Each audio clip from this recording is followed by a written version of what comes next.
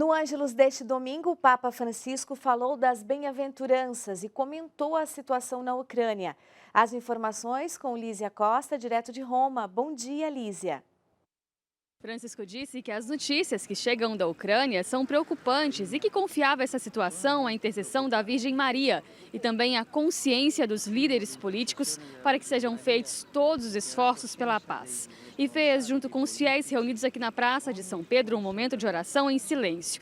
Vale lembrar que o Papa tem insistido neste apelo pela Ucrânia justamente porque o conflito tem crescido e tomado proporções que preocupam. Já na meditação, o Santo Padre comentou o Evangelho das Bem-aventuranças, indicando que elas revelam o estilo do discípulo, que mantém a alegria mesmo nas contradições. O Santo Padre comentou que são bem-aventurados todos aqueles que são pobres, e o sentido dessa pobreza está em não encontrar alegria no dinheiro, nas seguranças deste mundo, mas nos dons que recebemos de Deus todos os dias, dons como a vida, a criação, os irmãos. E mesmo aqueles que possuem bens, quando vivem a pobreza, aprendem a partilhar porque vivem na lógica de Deus, que é claro, é a lógica da gratuidade. O Papa falou também que viver assim é entrar num paradoxo e que humanamente nós somos levados a pensar de outra forma. É feliz quem é rico, quem recebe aplausos, quem tem todas as seguranças. Mas as bem-aventuranças nos propõem uma outra estrada que muitas vezes, recordou o Papa, pode sim ser cansativa, porque nós lutamos contra a lógica do mundo. Mas ele disse que deste caminho nós precisamos descobrir a cada dia a verdadeira alegria daqueles que são livres. E questionou se vivendo a lógica das bem-aventuranças, para além das fadigas, das dificuldades, se nós sentimos a alegria de seguir Jesus. O Papa afirmou ser esta uma característica marcante do discípulo, a alegria do coração. Adelita, duas outras notícias. O Papa Francisco publicou na sua conta Twitter neste final de semana a sua preocupação com o aumento do número de crianças soldados. Ele disse que cada uma dessas crianças é um grito que sobe a Deus e que aponta os adultos que colocaram em suas mãos inocentes as armas. E para encerrar, acabou de ser publicada agora uma carta apostólica que redefine alguns pontos da congregação para a doutrina da fé. Entre as atualizações está a divisão do setor em duas seções, uma doutrinal e a outra disciplinar. Mais informações sobre essa mudança no nosso Jornal da Noite. De Roma, Lísia Costa, para o Canção Nova Notícias, edição da manhã. Tá certo, muito obrigada, Lísia. Agora a gente volta aqui para o Brasil. O Senado promove hoje uma audiência pública com o objetivo de discutir a obrigatoriedade ou não do passaporte sanitário e a vacinação em crianças. A Aliana Nunes acompanha essa audiência e traz mais informações sobre o assunto. Bom dia, Aliana. Bom dia, Adelita. Bom dia a todos. Verdade, viu? O intuito dos senadores é garantir que essa discussão avalie aí o risco-benefício dessa questão. Inclusive, o tema dessa audiência é a eficiência do passaporte sanitário no enfrentamento à pandemia e seus reflexos nos direitos pessoais, trabalhistas, sociais e religiosos da população. A audiência começa logo mais às 10 horas da manhã no plenário do Senado e conta com a presença de médicos, juristas, psicólogos e também representantes da Anvisa e do Ministério do Trabalho. A gente continua aqui acompanhando de perto essa pauta e leva mais informações para você no Canção Nova Notícias, edição da noite. Agora, aqui no Senado, a semana também promete ser movimentada. Estão previstas duas votações de dois projetos que falam aí sobre a redução do preço dos combustíveis. Já na Câmara dos Deputados, a previsão é que nesta semana seja votada a PEC, que aumenta aí a idade máxima para indicações em tribunais, como o STF, Superior Tribunal Federal. Atualmente, a idade é de 65 anos. Caso a PEC seja aprovada, a idade passa a ser de 70 anos. Uma outra informação é que o presidente Jair Bolsonaro embarca hoje à noite para a Rússia. O chefe do executivo tem um encontro marcado com o presidente russo Vladimir Putin, para tratar sobre assuntos como energia, defesa e agricultura. Adelita. Muito obrigada, Aliana. Uma boa semana de trabalho aí para você e para todos. E a tensão entre a Rússia e a Ucrânia é uma preocupação internacional. A viagem do chanceler alemão a Kiev é o destaque do noticiário internacional desta segunda-feira. O britânico The Guardian afirma: o chanceler alemão Olaf Scholz viaja para Kiev nesta segunda-feira.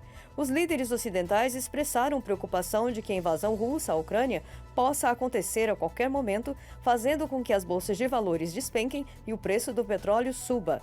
Na véspera da partida, Scholz diz que qualquer ataque da Rússia levaria a sanções duras. Scholz e o presidente ucraniano Volodymyr Zelensky devem discutir a participação alemã na estabilização econômica da Ucrânia. Crise Rússia-Ucrânia. 130 mil soldados russos na fronteira. Esse é o destaque do italiano Avvenire.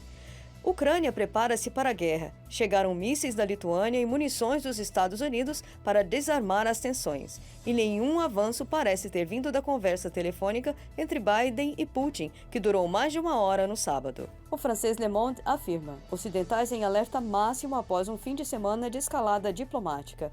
Os Estados Unidos voltaram a repetir neste domingo que a Rússia pode atacar a Ucrânia a qualquer momento, logo após a conversa telefônica entre Biden e Putin no sábado.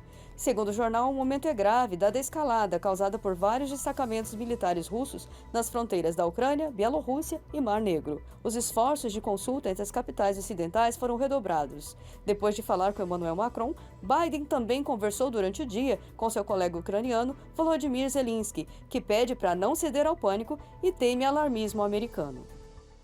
O Ano Novo Chinês começou no dia 1º de fevereiro. A Diocese de Macau uniu todas as paróquias para celebrar e trocar também metas, traçar as metas para viver bem esse ano, com o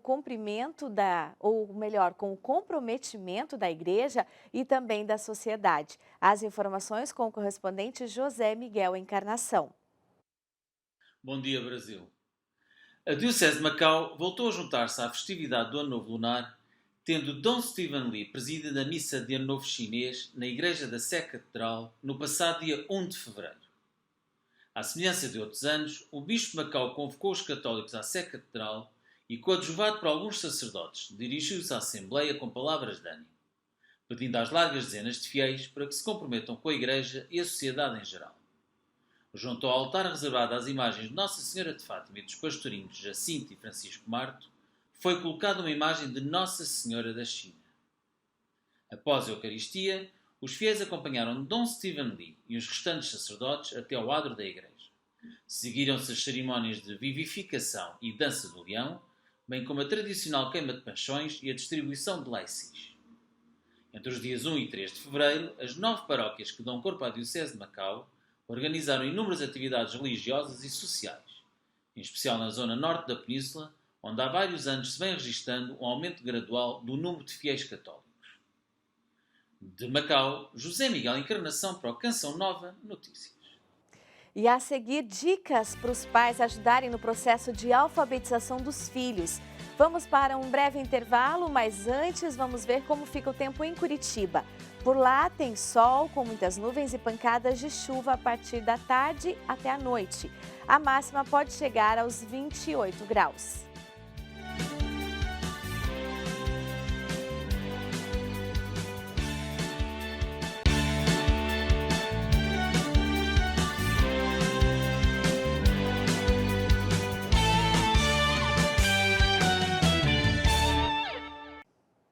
E agora a gente fala de um assunto que preocupa muita gente, principalmente quem tem filho pequeno, netos, sobrinhos, em fase de alfabetização.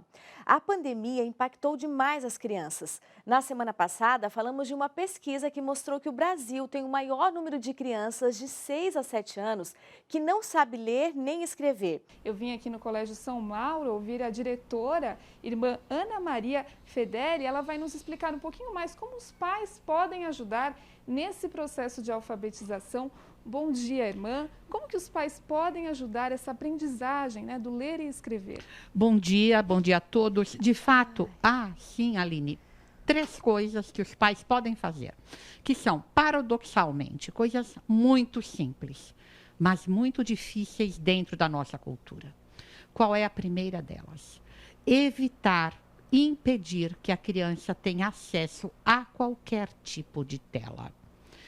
Ficar assistindo televisão, brincar no tablet, brincar no celular do pai, impede a criança de se comunicar verbalmente com o mundo. E a comunicação verbal é importantíssima para a alfabetização. Então, primeira coisa, impedir que a criança tenha acesso a telas. Segunda coisa, que os pais renunciem às telas toda vez que eles estão com as crianças. Desliguem os celulares, desliguem as televisões. Quando vocês estiverem com as crianças de vocês, o que vocês devem fazer? Conversar com elas. A fala se desenvolve na comunicação. Não é ouvindo que a criança aprende a linguagem, é ouvindo e podendo responder. E o pai na tela, ele ouve mal e não responde quase nada e ainda manda a criança ficar quieta. Essa conversa, a gente não pode esquecer que escrever é uma transposição da fala. Então, é muito importante que a criança desenvolva muito bem a fala. Ela só fará isso na conversa, na correspondência. Importantíssimo conversar durante as refeições. Importantíssimo contar histórias da infância. E, por fim, a terceira coisa, ler para a criança. Comprar livros adequados para a idade dela e ler à noite é um momento super bom. A criança vai para a cama e o pai, em vez de checar os e-mails dele, em vez de olhar o Instagram, tudo que não adianta nada para a vida de ninguém. Se ele pegar um livro e for ler para o filho dele e ao mesmo tempo conversar e perguntar para a criança o que ela achou daquilo, o que ela faria naquela situação, chamar a atenção da criança para o modo como agiram os personagens, tudo isso vai ajudar muito a criança a desenvolver o raciocínio dela, por consequência, a fala e, por consequência, ter uma alfabetização adequada. Perfeito, muito obrigada, irmã. Não há de quê. Então ficam aí as dicas, né, Adelita? Voltamos aos estúdios. Tá certo, muito obrigada, Aline. Nós tivemos um pequeno problema de áudio, né, enquanto eu chamava a Aline, mas a irmã Ana Maria nos deu essas dicas preciosas para ajudarmos os nossos filhos, então, nesse processo de alfabetização. E um estudo com base nos 2 anos de pandemia evidenciou o aumento da informalidade no trabalho doméstico. O trabalhador informal é também conhecido como aquele profissional que não possui carteira de trabalho e previdência social assinada e, por isso, não dispõe de direitos previstos na CLT, como férias, dentre outros. Em meio a isso, o Instituto Doméstica Legal trouxe um alerta. O trabalho doméstico informal no Brasil cresceu. Segundo a instituição, 826 mil postos de trabalhos formalizados deixaram de existir desde que a pandemia começou. Muita gente não sabe, mas mesmo as faxineiras autônomas possuem direitos previstos por lei.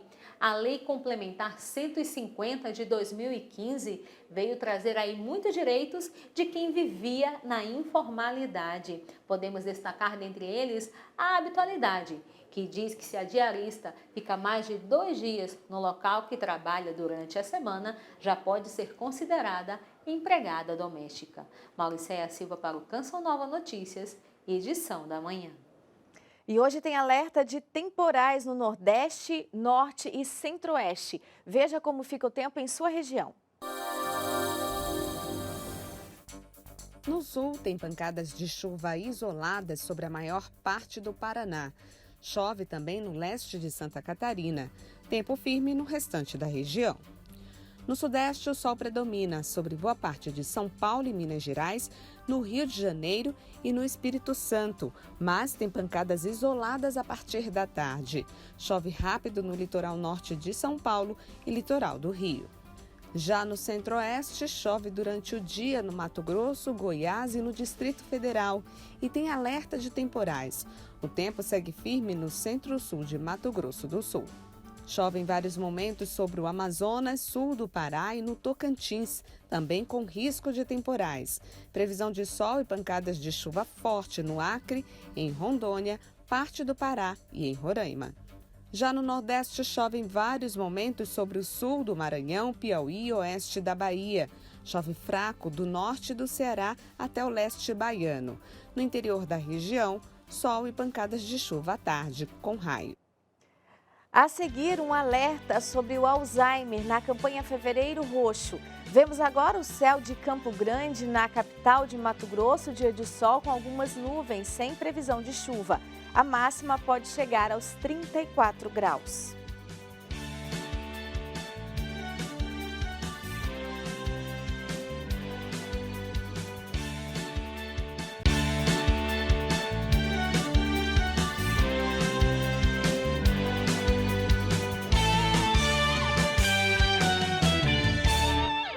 Aqui no Canção Nova Notícias, a cada semana, especialistas têm comentado sobre as doenças lembradas na campanha Fevereiro Roxo. Hoje vamos falar sobre o Alzheimer, um transtorno neurodegenerativo progressivo que compromete a cognição, a memória, além das atividades do dia a dia. O Alzheimer ainda não tem cura, mas com o diagnóstico precoce e algumas ações, ele pode ser retardado. O professor Gustavo Alves explica a questão. Quando se fala da possibilidade de prevenção de Alzheimer, é importante a gente não confundir com a ideia de que possa ser evitada a doença. Infelizmente, hoje a gente não consegue afirmar categoricamente isso.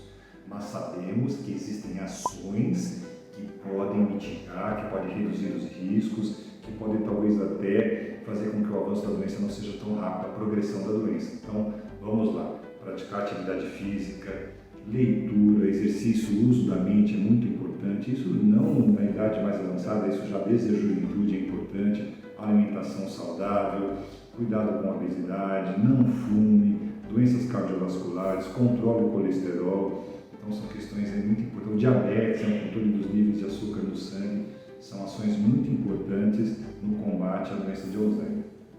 O diagnóstico da doença de Alzheimer, ele pode ser feito através de avaliações de sangue e eventualmente também do líquor. No sangue nós vamos olhar plaquetas, nós vamos olhar vitamina B12, hemoglobina, frações do colesterol, enfim, são vários hormônios tiroidianos. Temos também os exames de imagem, com destaque para a ressonância magnética, para tentar localizar que ponto do cérebro está ocorrendo essa possível atrofia. E temos também as avaliações, as análises de comportamento. Eu destaco o mini exame de estado mental, o inventário neuropsiquiátrico. Temos também o teste do relógio, então isso são avaliações que o médico fará, somente o médico pode fazer para tentar chegar a um diagnóstico. Existem muitos estudos na busca de medicamentos para curar o Alzheimer. No passado tivemos o lançamento de um medicamento nos Estados Unidos, o aducanumab, mas ainda não é uma resposta definitiva, não é a cura. Existe uma vacina em estudo para impedir a formação da proteína tal na forma hiperfosforilada e também medicamentos que tentam combater o acúmulo de proteína beta-amiloide, que é responsável pela morte dos neurônios. Acredito que até os próximos 5 anos a gente tenha novidades bem interessantes na luta contra a doença de Alzheimer. Nascido em uma família ortodoxa, Frei Rami ingressou na Ordem dos Frades Menores e foi ordenado sacerdote com o rito católico greco-melquita. A história do pároco de Belém é um sinal de unidade. Se você tem apenas uma maneira de amar, você é pobre. Mas quando você tem diversos modos, aí está a riqueza. Uma semana de oração por ano para celebrar a unidade dos cristãos. Buscar essa unidade é um compromisso que deve ser sempre válido e na Terra Santa, em particular, se vive todos os dias. Um exemplo é Frei Rami, pároco latino de Belém. Nascido na Jordânia em uma família ortodoxa, ingressou na Ordem dos Frades Menores e foi ordenado sacerdote com o rito melquita.